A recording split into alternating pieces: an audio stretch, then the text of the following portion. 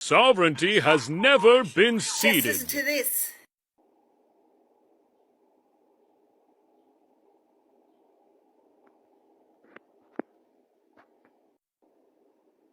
Welcome everybody to what is an exciting time in the history of this country.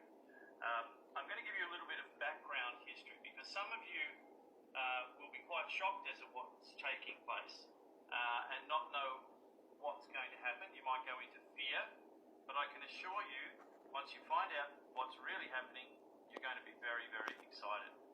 But first, let's go back a couple of 100 years to when all the First Nations were on this land and they were the sovereign rulers on this land. And along came a few folk in boats, and we've been told that these boats was the French, Dutch, Spanish, and in particular the British. And the British came here to colonise the land. Well, in actual fact, that's not true. What was sent out was an expedition from a private trading company. And that private trading company landed on the east coast, and they determined that there were resources here, and so they wanted to claim the resources. And this foreign corporation realised that because the land was occupied, that they couldn't claim it. So they had to find an alternative, and they sailed to Norfolk Island, which was unoccupied, and they claimed Norfolk Island. Then they had to find a way to do trade on this land, and the local tribes were not particularly welcoming of the invaders, and they were foreign invaders, they were traders, they were looking for things. And if you want a comparison, think about how the Incas, they literally went in and stole all the gold.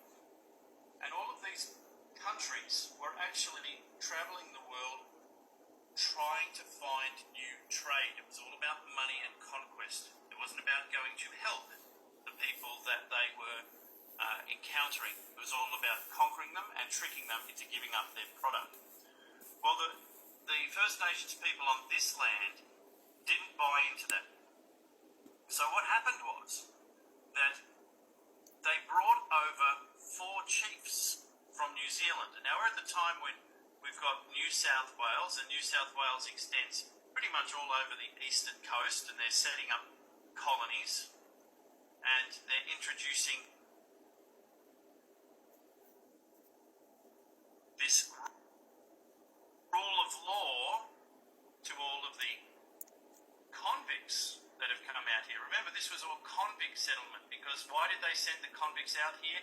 Because they wanted to use them as slaves to rape the land of its resources. That's why they sent the convicts all the way out here, because it was cheap labour. So we had the New South Wales, and what they did was they brought 4 chiefs over from New Zealand. This isn't around about 1798, I think it was, excuse me if I've got the wrong date, but it was very early on. And they did a treaty using the 4 chiefs from New Zealand to do a treaty with New South Wales so that they could trade on this land. Because they weren't on this land, they were on Norfolk Island.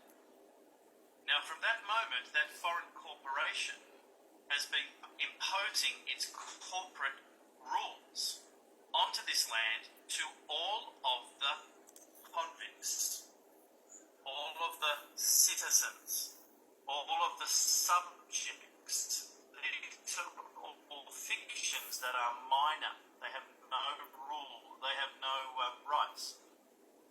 The First Nation. So what was the solution? The trading company tried to kill them all. They succeeded in Tasmania, but they couldn't succeed on the mainland because they could escape. So they determined that they would try to break them up, use missionaries, try to convince them, steal them, do all. They tried everything they could, and that has not stopped. So this foreign corporation has been using this land as a resource and deceiving all of the people on it into thinking that they had free reign when they don't. They were either subjects of the king or queen, or they became citizens. Citizens also have no rights. And the only people who were wise enough to not buy into it were the First Nations people. But it's come to a head in this country where the corporate fiction called Australian government, and it's not our government, it's a private corporation that operates from outside of our country, from Norfolk Island and from the United States, has got to a point where people are waking up and they're saying, I don't want to be a slave anymore. I'm sick and tired of paying mortgage rates that go through the roof while the banks announce $18 billion profits. I'm sick and tired of going 2 kilometres over the speed limit. This has got to stop. Well, the only way it can stop is not if we fight them. We have to separate ourselves from their system. But how do we separate ourselves from our system? We can do that. But then we're still on this land, and this land is still being controlled by the foreign invaders.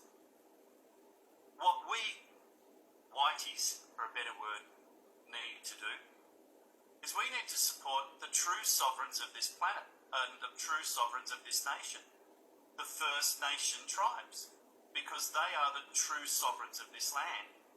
And it is their law that operates. The only reason that all of the other legislations are bound to you is you've been tricked into contract.